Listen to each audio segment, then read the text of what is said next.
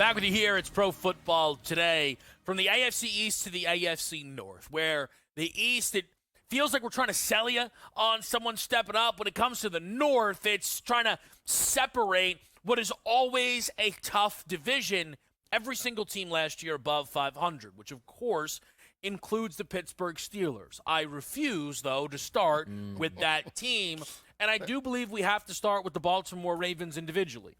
The number one seed, who once again, you leave the playoffs being like, man, I don't know if I can trust this team. Maybe, though, I shouldn't really be the one to talk about this. Donnie, last year, a Ravens future backer the whole way. Yep. You watched that game play out in the conference championship against Kansas City. What did you take from that game, and how do you apply it to the Ravens moving forward? A lot of irrationalist for myself, if I can use that as a word, because I was so angry watching what was taking place, saying if you just play decent football, you win that game, you're going to be Super Bowl champions. At least you're going to take on the San Francisco 49ers, and rightfully so. As maybe the best team in football, you expect your MVP quarterback to step up in the biggest moments. And guys, I'm not even talking about I need 350, 4 touchdowns, and no interceptions to try to carry my team. How about just don't make dumb passes, right? Now, granted, I understand. There were plays where young rookie wide receivers were diving for the goal line. If they scored touchdowns, the game's different. I get it. But there were throws in the double coverage that had absolutely no business being made. And I think I can probably find my Twitter profile to this day saying, I can't trust this guy. This is what you get out of him. I can't believe I trusted Lamar Jackson. And it's right. Look, until he proves he can do it on the biggest stage. I don't mean being an MVP. I don't mean dominating Monday Night Football or maybe having the best overall team in the regular season. You got to win in the playoffs, and he hasn't done that, Joe, yet for me. Agree 100%, Donnie. I mean, I've been the biggest Lamar Jackson fan coming out of Louisville. I think he was deserving of being taken in the first round. I thought he would evolve to be the player that he is. But again, you get judged in terms of playoff type of situations. When the game is on the line, 2 minutes or less, and you need a touchdown or a go-ahead score, can Lamar Jackson deliver? And he didn't. He did not deliver. In garbage time, he delivered. After the game was already in doubt. They brought in OBJ to help out that passing attack. They never utilized him until the game was signed, sealed, and delivered for the Kansas City Chiefs. Zay Flowers is a good wide receiver. I don't think he's elite in terms of top 5. He's certainly not a Justin Jefferson or Jamar Chase type of wide receiver. Maybe it changes this year, but until their identity changes, even though Derrick Henry's there, they can win 13, 14 games in the regular season. But I'm not betting this team to make an AFC championship or bet them. There's so much that came out of that final game with Kansas City. I do think all in all, it did serve as a reminder that Lamar was an atrocious MVP. He's a great quarterback. I, like you, Joe, been super high on Lamar. He just wasn't deserving at all of the award and was handed to it. No, Johnny, they should have given it to Josh Allen because I know you're thinking about MV Purdy. No, because nope, not thinking about him either. No. Well, who did you think? Stroud. Like you were on a little. Well, Stroud. No, Stroud 100% was more deserving of it than Lamar Jackson. I mean, not to go down that rabbit hole again, right? But it's the off season. Why not? Yeah, right. I mean, we got some time to stretch our legs. But Donnie, if you look back at what CJ did last year, and you look back at what Lamar did last year, CJ's season was more surprising, impressive. I think checked more boxes, but ultimately, the Ravens won more football games. True. The game that made Lamar Jackson the favorite for the award was the Niners game in which Purdy fell apart due to that Ravens defense. And that's why I say there's so much stuff to take out of the Kansas City game, where it serves as a reminder the Chiefs' dynasty is not singularly about Mahomes, no matter how much some people try to make it. And it's also a lot to do with Andy Reid, because you never would expect Andy Reid to go into a football game and put forward the most ridiculous game plan of all time. The problem with what the Ravens did against the Chiefs is not, Lamar had shortcomings. It's that if I would have started Donnie in the game, we would have been fine because all you had to do against the Chiefs was run the rock, and somehow the Ravens got into that game against a team that couldn't stop the run and stopped running the football, and then they lost their superstar defensive coordinator. I know being low on the Ravens is a dangerous thing, But I leave that game and everything that happened this offseason, and I have no reason relative with the rest of the division to be high on the Baltimore Ravens. No, I'm not. Big picture. Again, can they be a playoff team? Absolutely. Right. But, in terms of the division, I'm still betting Joe Burrow on the Cincinnati Bengals. Why? Because when healthy, I think he's the most proven quarterback in the division right now. And he's taken his team to back-to-back AFC championships. He's taken his team to a Super Bowl, went toe-to-toe with Matt Stafford. And, again, with Jamar Chase now in that lineup and all the playmakers that he has, as long as Joe Burrow is 95% healthy, I'm betting on the Cincinnati Bengals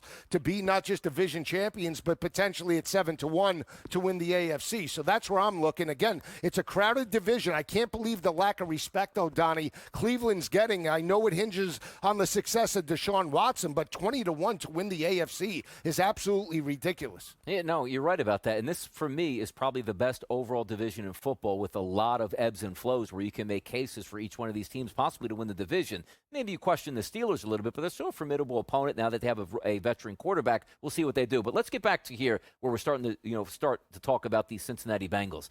Am I the only one that's low on them, I guess? I really think so, because from a psychology standpoint, I'm just trying to understand what I'm getting out of the Bengals. Their defense is okay. I love the defensive coordinator, don't get me wrong. In big games, he's going to come up with concepts and schemes. But now I take a look at a quarterback that seems like he's more injured than not, who can't get through off seasons at this point and be healthy. I don't even know if he's thrown a pass yet in OTAs, and here we are about to head into training camp. Then you have a wide receiver in Jamar Chase who says he's not showing up to camp, so I don't know when that's going to end. You have a wide receiver which stunned the heck out of me in T. Higgins that signed his I'll play for $20 million when everybody else has $80 million in their account. I don't know where the headspace of this team is, which is why I can't bet on them to win the division. Just can't do it. I laugh because it's very rare that the shoe is on the other foot. Look, I know I kind of latch on to things insanely, like Lamar winning the MVP, and then you kind of get to drag it out on me. I know that a lot of you hating this Bengals team is because you still can't believe what T. Higgins did. Well, that's the concept in the locker room. It's almost like everybody's sabotaging everybody altogether. Like, the goal usually is don't talk about another man's money, everybody get paid. Right. And, Joe Burrow gets paid. It's like, I don't care if anybody gets paid in this locker room. Matter of fact, I won't even say anybody should get paid but me in this locker room. That's why I'm trying to see, like, in week one when they read adversity, and I'm able to tweet out, like, I told you, that's why you got to pay your wide receivers at this point. That's just the way I'm looking at it right now. defense is okay. Yeah, if in a perfect world, that offense should absolutely cook. But I just wonder who's going to be there week one and what that's going to mean. Yeah, it's a great point. I think because T. Higgins did sign for the one-year deal, shows that he's bought into the team aspect, team mentality, right? It's like one last go-around. Joe, Jamar, and T. Higgins, let's see if we can get back to a Super Bowl. It just doesn't line up, though, with what anybody else does. Like, you might win that argument because he did it, but there's a part of me, and I'm sure a part of you,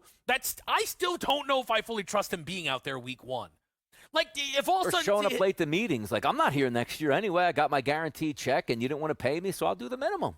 Listen, I don't know, stomach ache, week one, unavailable. Yes. It is, and to Donnie's point, though, Jamar still has to be paid. So that's a whole thing that has to be figured out. It's just... And this, again, it allows us to skip over the Burrow end of it. Again, to use the NBA comparison, because that's what I have at my disposal, it's a little Giannis-esque, where we know Giannis is incredible. And then hey, why'd the Bucks get eliminated by the Pacers? Well, Giannis wasn't there. Hey, why'd the Cincinnati season fall apart? Well, Joe Burrow wasn't there. Yeah. Except that excuse doesn't feel as good when it's kind of a thing we expect. Like, oh, look, Cincinnati's 1-3 again because Burrow doesn't know how to play football. Remember when Joe Burrow was the worst quarterback in the league for the first month of the season? Yes. That was a real thing that was really going on. Yeah, the calf injuries. Yeah, but that's every year. Yes. I'm not even telling you I hate Cincinnati. Calves, arms. It is weird that every year they have to get a month runway to figure out how to play football again. By the way, real quick, do you remember sitting in this studio when they showed the still coming out of commercial with Joe Burrow throwing a pass and crumbling to the ground? Yes. And our hopes and dreams ended that night? Yeah. So maybe that's a little bit on the Bengals, too, for me. I'm still angry about that. Could be. That was a Jacksonville. We had a lot of tough experiences, ultimately, I think, on those night shows. We'll talk some Steelers and Browns. It's Pro Football Today on SportsGrid. Back with you here, Pro Football Today, sticking with the AFC North. And I do think it is appropriate we now talk some Pittsburgh Steelers football here because this is a team that I think we would have a lot of excitement to discuss if the expectation was their quarterback was Justin Fields. Instead, the betting market has Russell Wilson as the week 1 starter at -1,000. I'll let you start on this, Donnie. How do you feel about Pittsburgh at the moment? Let's go back to how it all evolved, where they got their 2 quarterbacks, right? And I think that can tell the story on this team. Again, it felt like one of those teams that we just talked about, the New York Jets, where it's like, okay, guys, we got to get average quarterback play. We'll have a pretty good football team. They really didn't get average quarterback play. Now you upgrade the position and get Russell Wilson, who, again, caught a lot of flack at Denver. Did he play great, guys? No, he didn't, but he wasn't terrible if you look at the numbers, and that should be a statistical upgrade. Then they make the move, like, for Justin Fields. So you put both of those guys into that cauldron. Like, you know what's going to happen now? Both of these guys are going to get a chance to start. May the best man win. Healthy competition drives this football team. And the minute they got Fields, they go, no. We're not going to extend the guy either. He's not going to start.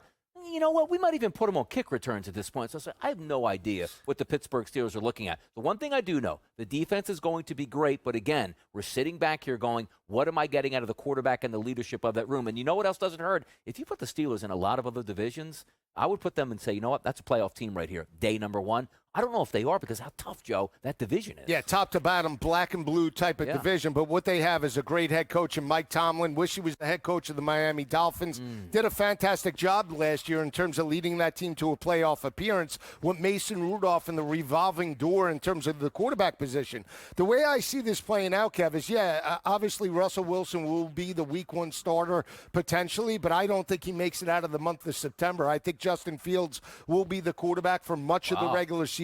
Again, I don't think Russell Wilson brings anything in terms of the passing attack, anything different than what you had with Mason Rudolph or the quarterbacks that they used last year. He plays well within the scheme when you can run the football effectively with Warren and Najee Harris, but that was inconsistent for much of the regular season, only towards the end. Justin Fields is a dynamic playmaker. You couple him with those wide receivers, George Pickens, Freiermuth, the tight end. Now you have something that can open up the rushing attack. I think the only way Pittsburgh challenges for a division title is if Justin Fields is the starter come October. So I agree with that, but I just don't share the confidence that they're going to go to Fields because of what I think you both have kind of nailed this perfectly. Their unwillingness to allow Fields to compete for the job suggests to me it will take a lot for them to take the job away from Russell Wilson. Frankly, Joe, I would be stunned if Fields was that quarterback by October. I really would. You know, if you look at their first 8 games, it's a workable schedule, right? I think based on usual Mike Tomlin, 3-5, 4-4, 5-3, he'll land somewhere within those outcomes. Anything else would be super surprising. Is any of that enough to get Russ benched? Even if Russ is playing poorly, I don't necessarily think so. I mean, we're hearing people talk about Justin Fields returning kicks. Now, some of that's the new kickoff rules. I don't understand them. You love them. Sure. Yep. We'll figure it out when it kind of all becomes a thing. But I still cannot wrap my head around their unwillingness to allow this to be a competition. And the only explanation would be they promised Russell Wilson it wouldn't be one, to which then I don't understand why they made that promise. And it suggests, Joe, that they don't believe in Fields or they have way too much belief in Russ. Or they're not telling the truth. I mean, they could say it to the media and then let it play out in training camp and preseason and maybe Justin Fields, strikes. I'm just saying, Mike Tomlin is not afraid to pull the trigger. Yeah, he is. No, he's not. He did it with Mason Rudolph in regards to at the end of the regular season. He's been playing bad quarterbacks for a long time in Pittsburgh. Yeah, but he went to Mason Rudolph over Trubisky at the end of the year, right? When the playoff season, when the you hear the names you're saying. But is Russell Wilson any better? In Tomlin's mind? Come on. Mike Tomlin, 8-8, see you later. Yeah. Here's the thing. I'll just say this. Russell Wilson didn't win the locker room over in Seattle. His teammates hated him. He certainly didn't win them over in Denver, and he's not going to win them over in Pittsburgh. Justin Fields is a guy that had bought into the Chicago Bears. It's a shame that Eberflus and the offensive staff with Getsy did not build a game plan around his strengths. But again, with Mike Tomlin, he fell in love with Justin Fields, and Justin Fields wants to play for him. I think he's going to be the starter. Again, I know it sounds crazy, but I don't believe in Russell Wilson. Like, I think he's gutless. I got to tell you, though, if they had meetings in the background of time, it's like, look, here's how we're going to do this season. I'm going to do him in every day, talking about Justin Fields, telling him he ain't the starter, and he better win this starting job. Like, that's because everything – Kevin and I go back to the days where we're starting to look at, like, backup or starting quarterbacks here. It was for the 49ers. It was Trey Lance? Trey Lance, right. Where we heard for, like, years, like, nobody ever said a good word about the guy. Like, well, maybe he just isn't that good. So I take a look at the Justin Fields. Did they, like, get him and, like, say, you know what? I was on the phone, like, this guy's not a starter. There's no reason to say, like, he shouldn't be a starter. Like, the minute you got him, you didn't even say, like, you know what? We're going to have a good training camp here. Like, 9 out of 10 coaches lie. The Steelers told you day one. Yes. Yeah, we got Fields. Don't expect him to see on the field. We're not going to extend his 5th year. And matter of fact, we hope he doesn't even play because that means Russ is good, and away he goes in the free agency. They made sure that nobody got excited about Correct. Fields. Per sources, they signed backup Justin Fields. At least he's like, I didn't see it that way.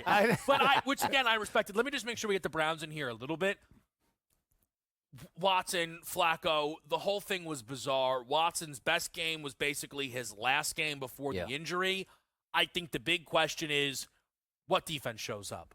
The first half of the defense that looked like an all-time great unit, or the back end of the year, which ended up being Swiss cheese by the time they got to the playoffs? Jim? I still think they're a playoff caliber team, and that's if Deshaun Watson, let's just say, plays 80% of what he was in Houston. Again, he doesn't have a 300-yard performance under his belt in a year and a half. Joe Flacco had, 4? He elevated that offense to another level. Again, as long as he's not turnover-prone and Deshaun Watson takes and elevates his game from last year, I think they're going to be there, an 11-win football team with an 8.5 win total and 20-1 behind the Jets and the Dolphins is absolutely pathetic and ridiculous. Again, I know the defense tailed off, but they're going to be there, Kevin. They're much better than that 8.5 total. Yeah, quickly, a couple things to worry about there, too, is Amari Cooper. He wants to get paid as a wide receiver and probably should at this point, but I do like the move where buy low, maybe you get a high point there on Jerry Jeudy. There's a lot of talent there. He just has to fit in. I like that offense concept-wise here under their coach, but we'll see how it turns out. They're a wild card team for me. They are. Fair enough.